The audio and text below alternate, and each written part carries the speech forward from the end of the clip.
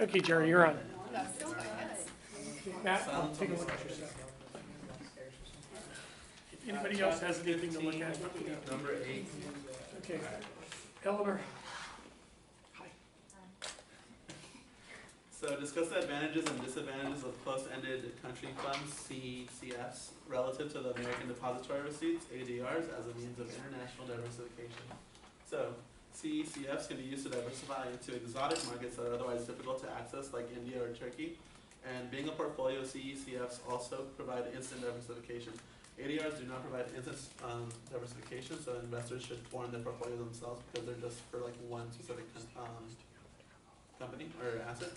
In addition, there are relatively few ADRs from emerging markets, so the main disadvantage of CECFs is that their share prices behave somewhat like the host country's share prices, reducing the potential diversification benefits.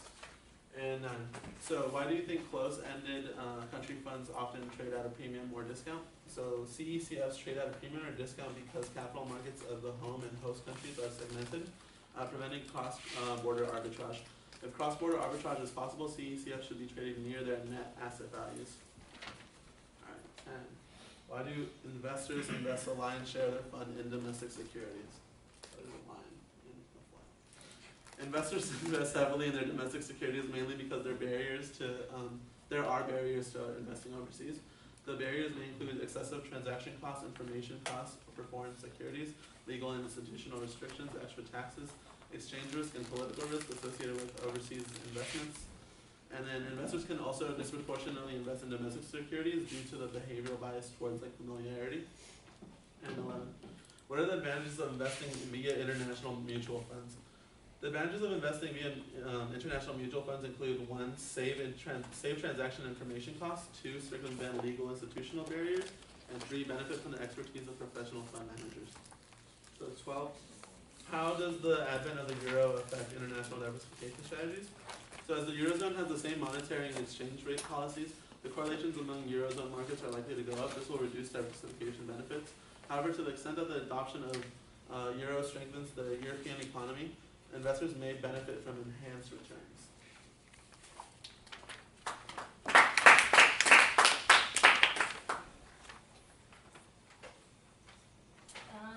So I have chapter 17, number 13, and the question is, under what conditions would you recommend that the foreign subsidiary conform to the local norm of finance structure? And the answer is, it may make sense for the subsidiary to confirm the local norm if the parent is not responsible for the subsidiary's debt and the subsidiary has to depend on local financial markets for raising capital.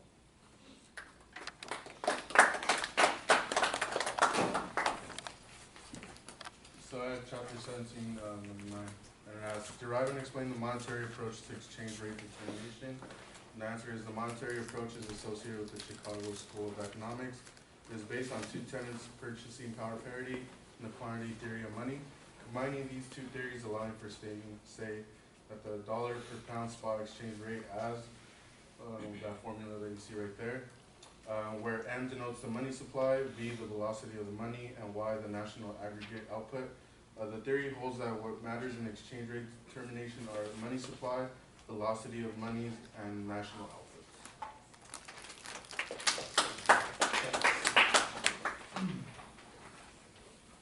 I had chapter 15, number 5, and it's asking if it was 95 yen per dollar at the start of 1996, and at the end of it, it turned into 105. If you invested 1,000 million or a billion, what would be the profit? And here's the start. So at the start, you get about $11 million, and at the end, it's 9. So the profit is just 11 minus 9, which is approximately $1.3 million profit USD.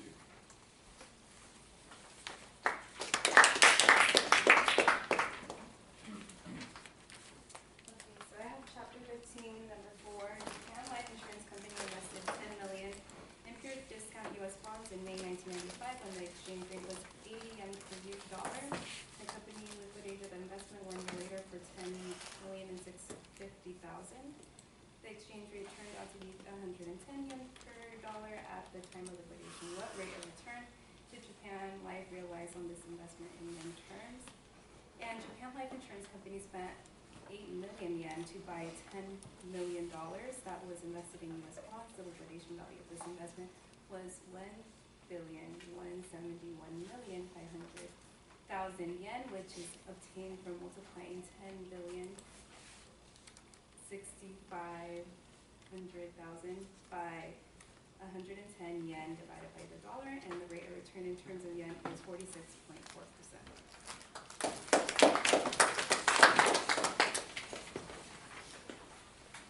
Alright, so I had chapter number 17 from chapter 16, and it says, Fillmore, a German car maker, acquired Chrysler, the third largest U.S. automaker, for $40.5 million in 1998.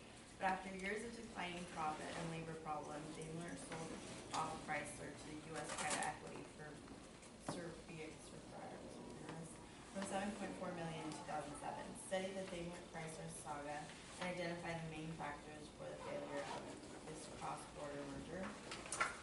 Daimler-Chrysler merger failed to produce synergy effect due to a failure to integrate the two companies with different corporate cultures, inability to cut down labor costs due to a strong labor union at Chrysler, and the competitive pressure from Japanese companies.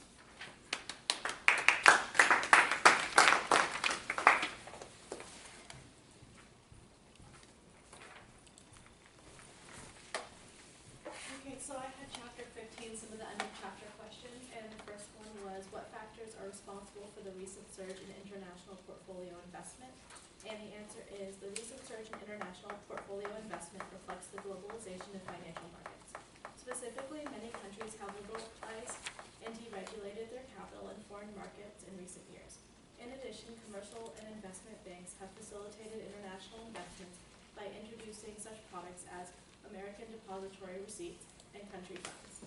Also, recent advancements in computer and telecommunication technologies have led to a major reduction in transaction and information costs associated with the international investments. In addition, investors might have become more aware of the potential gains for international investments.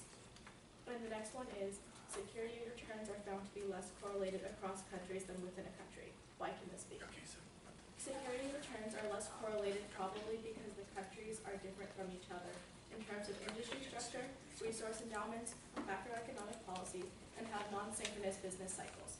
Securities from the same countries are subject to the same business cycle and macroeconomic policies, thus causing high correlations among their returns. And so for number 6, it's, would exchange rates always increase the risk of foreign investment? Discuss the condition under which exchange rate changes may actually reduce the risk of foreign investments. And the answer is, exchange rates need not always increase the risk in foreign investments. The covariance between exchange rates and the local market returns is sufficiently negative to offset the positive variance of the exchange rates. Exchange rate volatility can actually reduce the risk of foreign investments. And the last one is, evaluate a home country's multinational corporations as a tool for international diversification. And the answer is, despite the fact that multinational corporations have operations worldwide, their stock prices behave very much like purely domestic firms. This is puzzling yet undeniable. As a result, multinational corporations are a poor substitute for direct foreign portfolio investments.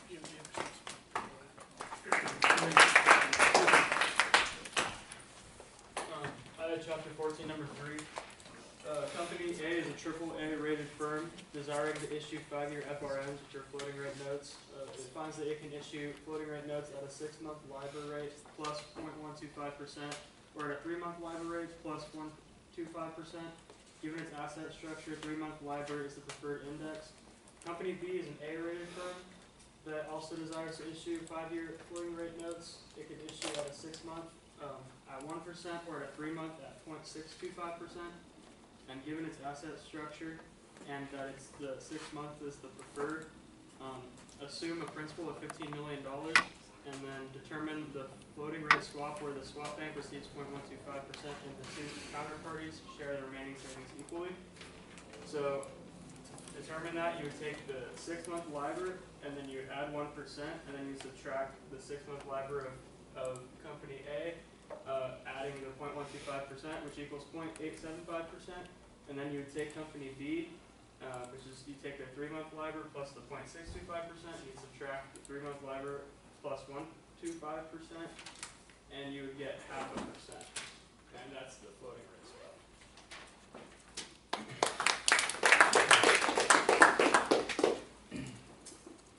I had chapter 18, number 3, and the question was the Beta Corporation has an optimal debt ratio of 40%. Its cost of equity capital is 12%, and its before tax borrowing rate is 8%.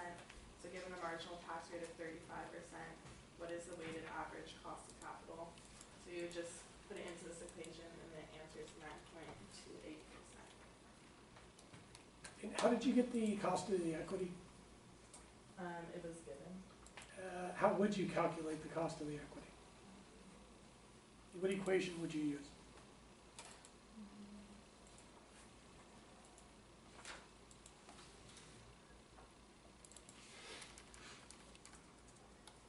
If you were asked to come up with the cost of the equity, what equation would you use? WACC. That is WACC. I'm talking about the 12%. Cap M. Got it. Next. Nice, Matt. They're only going to ask you this in the interview, that's all. And they'll ask you if you know how to calculate a standard deviation. What did they ask you? Sam, what else did they ask you in the interview? Yeah, for standard deviation and like what, give an example of how it could apply to our business.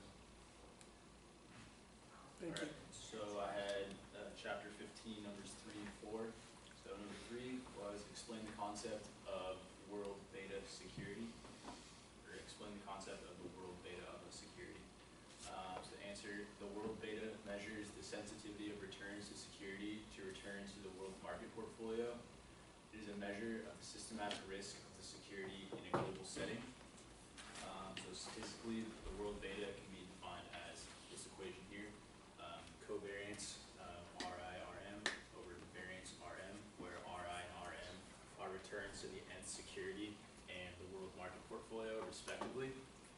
Number 4 was explain the concept of the Sharpe performance measure. So the Sharpe performance measure is a risk-adjusted performance measure. It is defined as the mean excess return to a portfolio above the risk-free rate divided by the portfolio's standard deviation.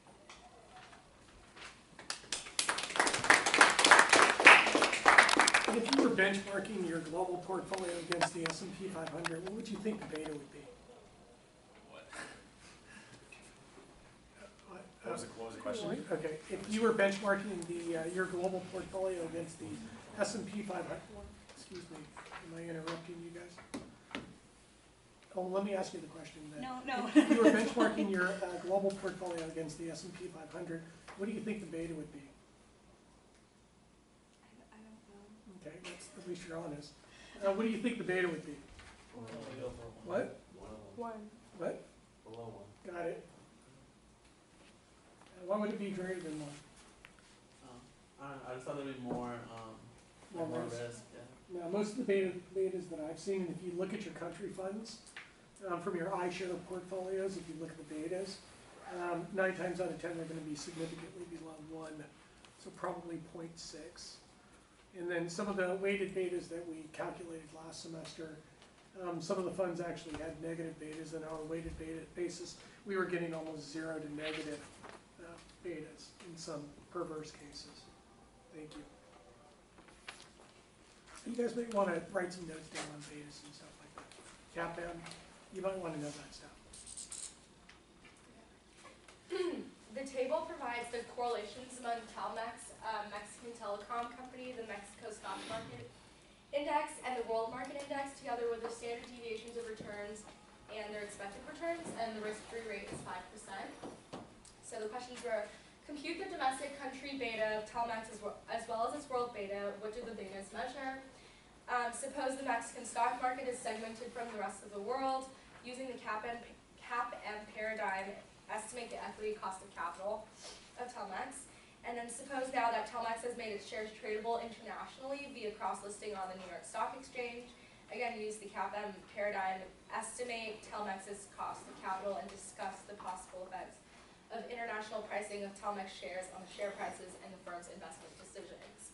So I used the beta equation and multiplied the standard deviations of Telmex, the Mexico Stock Exchange, and their correlations, and then divided that by the Mexico Stock Exchange standard deviations squared, and got the variance squared, and got 1.0. Oh yeah, 1.08, and then did the same thing with the world information. So the only place that it really differed would be the standard deviations between Mexico and the world, so 15 and 10, and then the correlations, 0.9 and 0.6, and then obviously these two. But got the same beta, so when the market moves by 1%, Telmex's stock will still move by 1.08%. Then the next question asked about their cost of capital. And so I just used the CAPM equation and added the risk-free rate to the market risk premium times the beta that I found up here, and got 14.72%, and then did the scenario again for if it was cross-listed on the New York Stock Exchange, and got a little bit lower cost of capital. So that would mean that Telmex's, as the equity cost of capital decreases, Telmex will experience an increase in its share price, and that would allow them to invest in projects.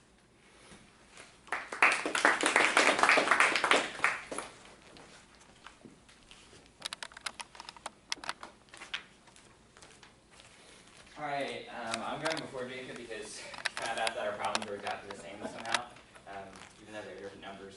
Not sure how that happened, but so Mr. Silber, Mr. James Silber, says he is an avid international investor. He just sold a share of Nestle, which is a Swiss firm, for 5,080 Swiss francs. And the share was bought 1 year ago for 4,600 Swiss francs. And at the time, the rate was 1.78 Swiss francs to the US dollar. And now it is 1.6 Swiss francs to the US dollar. And he received 120 Swiss francs as a cash dividend right before the share was sold. And we're supposed to compute the rate of return on this investment in terms of US dollars. So what he paid for the share was the 4,600, which is the amount in Swiss francs, divided by 1.78, which is the conversion when he bought it, which would equal in US dollars 2,584.27. And then when he sold it, is 5,080. Which is what he sold in Swiss francs, plus 120, which is the dividends, the cash dividend that he got, divided by 1.6, which is again, the conversion, 1.6 Swiss francs to the US dollar, which is the current one because he sold it currently, and you would get 3,250. And then in order to get the rate of return in dollars, you would do the 3,250, which is what he sold, minus what he paid for it, which is the 2,584.27, and then you would divide it by 2,584.27 again, and you would multiply that by 100 to make it a percentage amount. You'll get 25.76%, and that is the rate of return in terms of US dollars.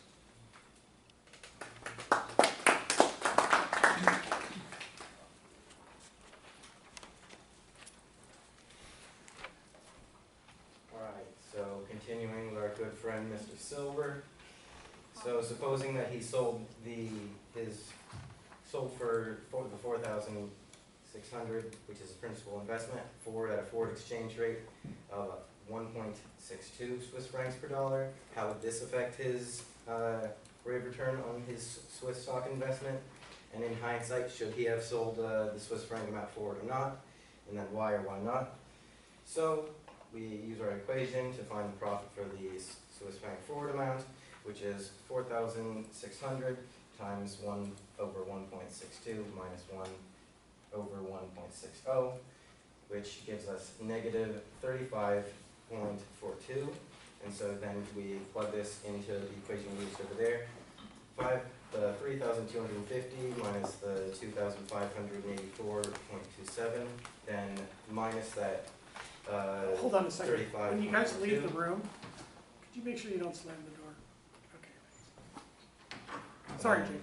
Divide that by 2,484.27 like we did before, and then multiply that by 100 to get your percentage amount, and except this time we get 24.39%. So in hindsight, no, he should not have sold at a forward amount because it's less than our 25.76. But then obviously this is only in hindsight, and you have to make decisions based on forecasts, not actual events.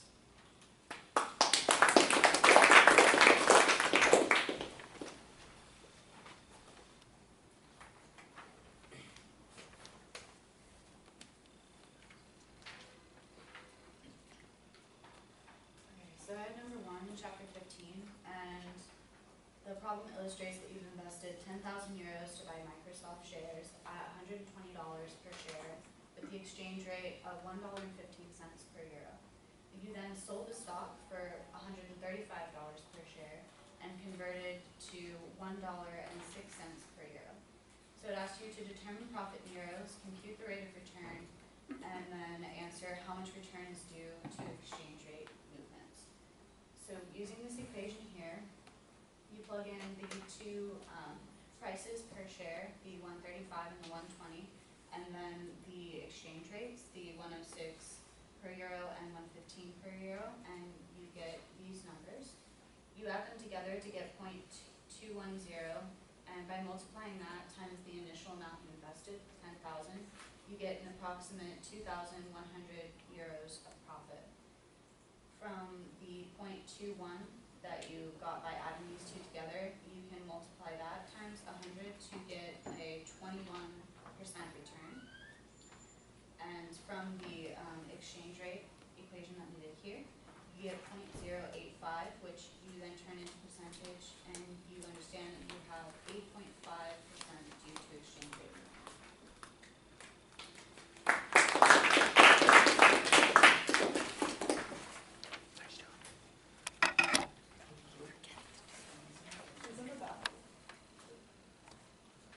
In the bathroom? Okay.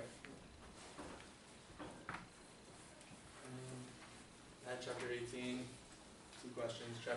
Question 10 first. So in the Modigliani-Miller equation, also known as M&M proposition, why is the market value of the levered firm greater than the market value of an equivalent unlevered firm? It's levered. Unlevered. Leverage. Got it. Alright. The levered firm has a greater market value because less money is taken from the firm by the government in taxes due to the tax-deductible interest payments, leaving more money for interest groups when the firm is financed, as opposed to all equity funds. And then question 12. Define the concept of a real option. Discuss some of the various real options a firm can be confronted with when investing in real projects. So, a positive, adjusted, present value project is accepted under the assumption that all future operating decisions will be optimal. The firm's management does not know at the inception date of the project what future decisions will be confronted with, because all information concerning the project has not been learned. And that leads to the application. So consequently, the firm's management has alternative paths or options, which I'll get to in a second, that can take as new information is discovered. The application of option pricing theory, the evaluation of investment options in real projects is known as real options, and there are 4 as listed: timing option, growth option, suspension option, and abandonment option. We have examples for each. The timing option, an example for the timing option is when a firm has to make an investment. It may also have a growth option to increase the scale of the investment, and a suspension option to temporarily cease production, and an abandonment option to quit the investment rate.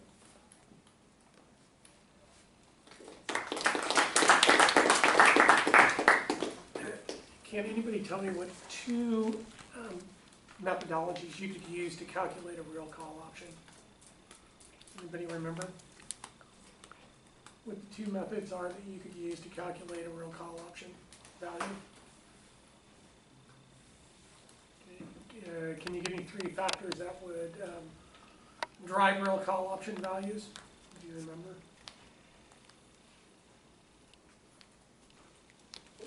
No? Yes? No? 123? Black-Scholes, and what would be the other method you could use to calculate the value of the real call option? No. Black-Scholes and binomial tree. What would be three factors that would drive call option values? What 3 factors drive option values?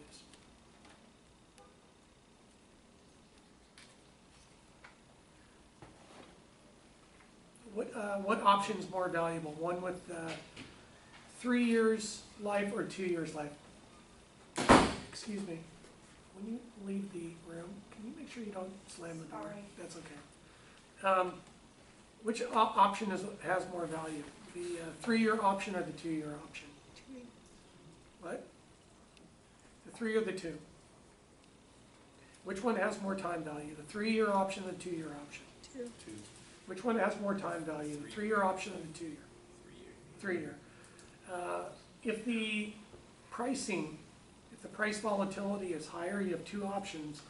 One has a higher price volume volatility and the other one has less price value volatility. Which one's going to be more valuable? The one with the highest volatility, higher volatility, or the one with the lower volatility?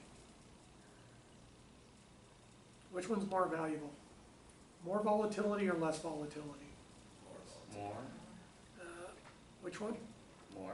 More. Got it. And then the last one, does the value of the real call option, which one's more valuable? The one where you have more management decisions involved in the process, or the one with less management decisions involved in the process? Which one would have the higher real call option value? The one with more management decisions or less management decisions? More. Got it. Thank you. I had chapter 15, number 9 and 10. Number 9 asks for you to prepare a ranking of the 3 countries given on a chart in terms of expected equity market return premiums. And given the chart is, you find that Japan, or the United Kingdom ranks first, United States ranks second, and Japan ranks 3 with their different local currency equity returns, just descending in that order. For B, it asks you to prepare a ranking of the 3 countries in terms of expected currency return premiums from the perspective of a U.S. investor. So then it descends in terms of the exchange rate returns. And then C asks, explain one advantage a portfolio manager obtains in formulating a global investment strategy by calculating both expected market premiums and expected currency premiums. And that advantage would be computing expected currency premium helps the portfolio manager decide whether to hedge currency risk. And then for number 10, you're given that a Scholastic Aid Foundation receives 20 million euros and is seeking to hedge their portfolio.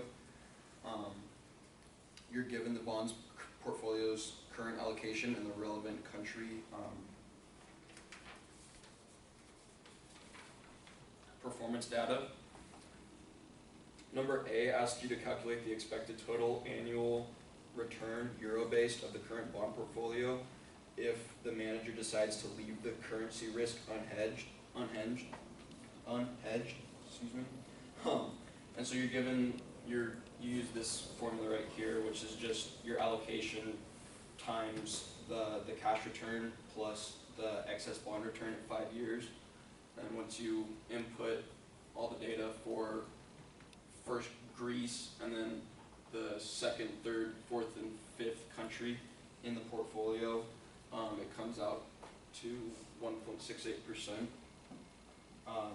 B asks you explain with respect to currency exposure and forward rates the circumstance in which Sophia should use a currency forward contract to hedge the current bond portfolio's exposure to a given currency. And that's represented by this, although I'm not sure what the CH and CI stand for, given I couldn't figure that out, but she should use a forward contract to hedge exposure to that currency. And then C asks, determine which one of the currencies being considered by Sophia would be the best proxy hedge for country B, and that was country B. Because Sophia has been disappointed with low returns on the current bond portfolio relative to the benchmark.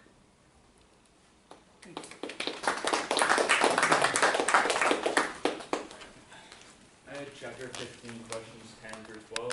So first, chapter 10 asks, why do investors invest a lion's share of their funds in domestic securities? And so there's a couple barriers to investing overseas. First could be excessive transaction costs. Another could be legal and institutional restrictions. Further could be extra taxes or exchange rate and political risk, along with just having a familiarity of U.S. markets and being a little bit biased towards wanting to invest in those. Question 11 asked about the advantages of investing via international mutual funds. So 3 advantages are saving transactions / the information costs. You can circumvent legal and institutional barriers. You can also benefit from the expertise of the fund managers. And so then moving on to question 12, how would the advent of the euro affect the international diversification strategies? And so with the euro having the same monetary and exchange rate policies, correlation with the Eurozone markets would likely to go up, so they would get more correlated, which would reduce the possible diversification. And so, but if the euro were to strengthen, it also could potentially help to investors, so they're able to have enhanced returns through having a more of the same exchange rates and exchange rates and monetary policies.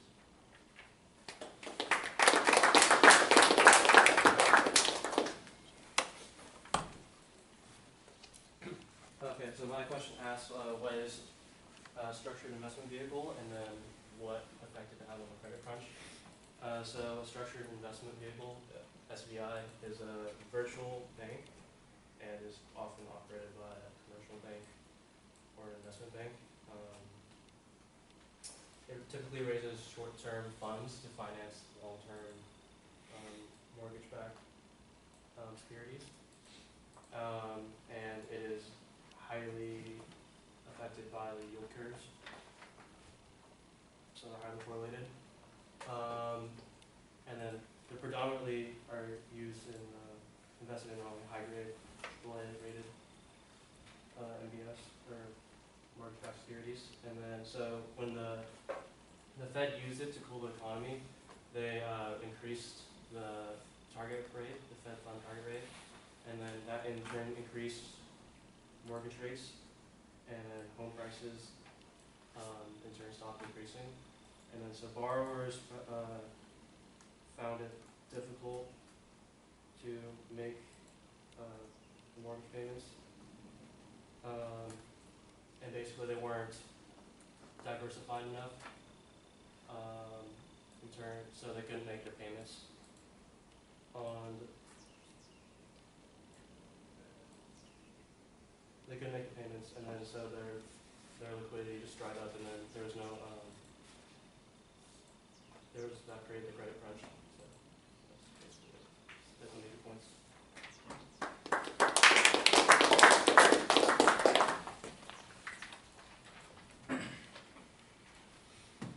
So I had chapter 15, question 5. The question was, at the start of 1996, the annual interest rate was 6% in the United States and 2.8% in Japan. The exchange rate was 95 yen per dollar at the time. Mr. Joris, who is the manager of a Bermuda-based hedge fund, thought the substantial interest advantage associated with investing in the United States relative to investing in Japan was not likely to be offset by the decline of the dollar against the yen. He thus concluded that it might be a good idea to borrow in Japan and invest in the United States.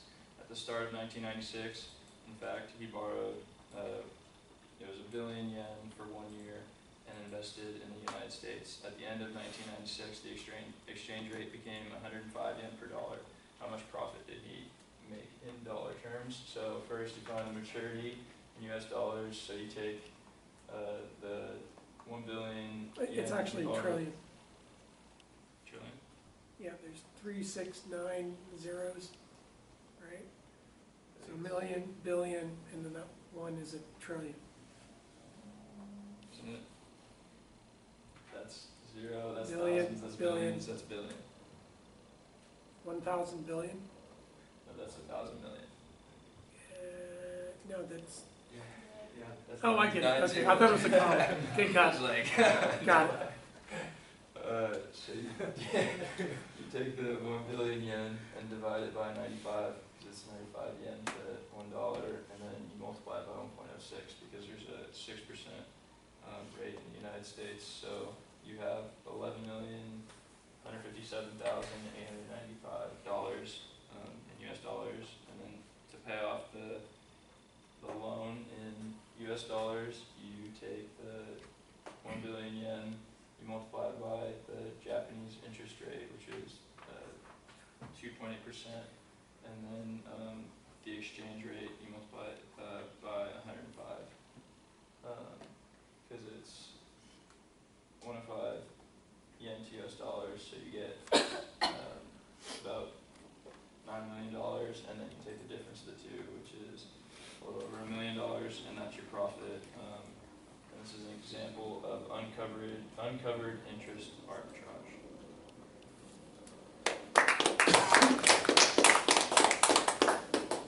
So I don't know what chapter this is, but it's mini case solving for the optimal international portfolio. I think the chapters are on the very bottom of the page. Oh, right, chapter 15. Suppose you're a financial advisor and your client who's currently investing only in the US stock market is considering diversifying into the UK stock market. At the moment, there are neither particular barriers nor restrictions on investing in the UK stock market. Your client would like to know what kind of benefits can be expected from doing so. Using the data provided in the previous problem, problem 12, solve the following problems. A, graphically illustrate various combinations of portfolio risk and return that can be generated by investing in the US and UK stock markets with different proportions. Two extreme proportions are 1, investing 100% in the US with no position in the UK market, and then vice versa. Then part B is to solve the optimal international portfolio comprised of the US and UK markets. Assume the monthly risk-free interest rate is 0.5%, and then investors can take a short negative position at the market. So to begin with, the US market would be market 1, and then the UK would be market 2. The parameters are R bar, which is equal, for the US is 1.26%, and then for the UK it'd be 1.23%.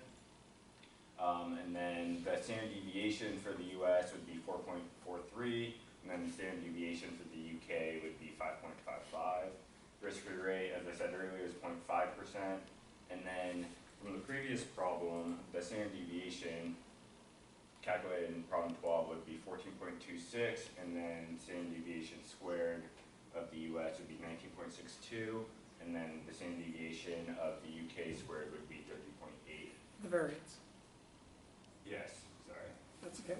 And then for solving part A, the expected return of the portfolio would be calculated as the 1.26 times by the weight of the US, and then plus 1.23 times the weight of the UK market.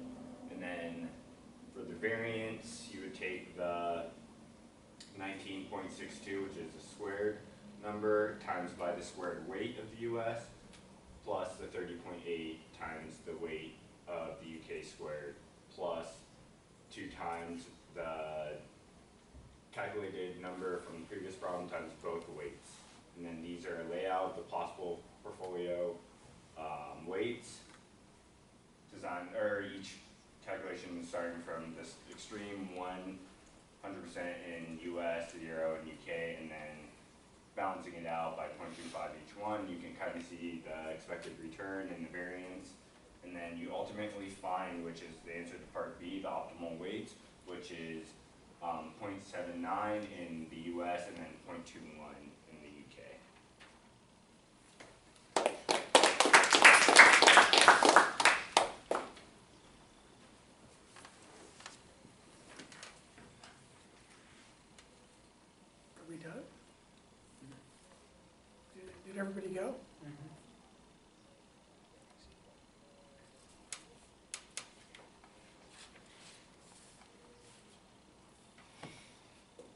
Did everybody go? Yeah. So chapter 15, did you go over there? I was out of the room. Okay. It's the same as that one, Oh, is except it? for number 5.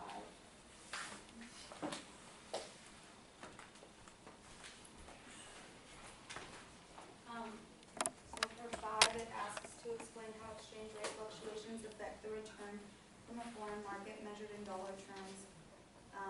And it says that exchange rate fluctuations mostly contribute to the risk of foreign investment through its own volatility as well as its covariance with the local market returns.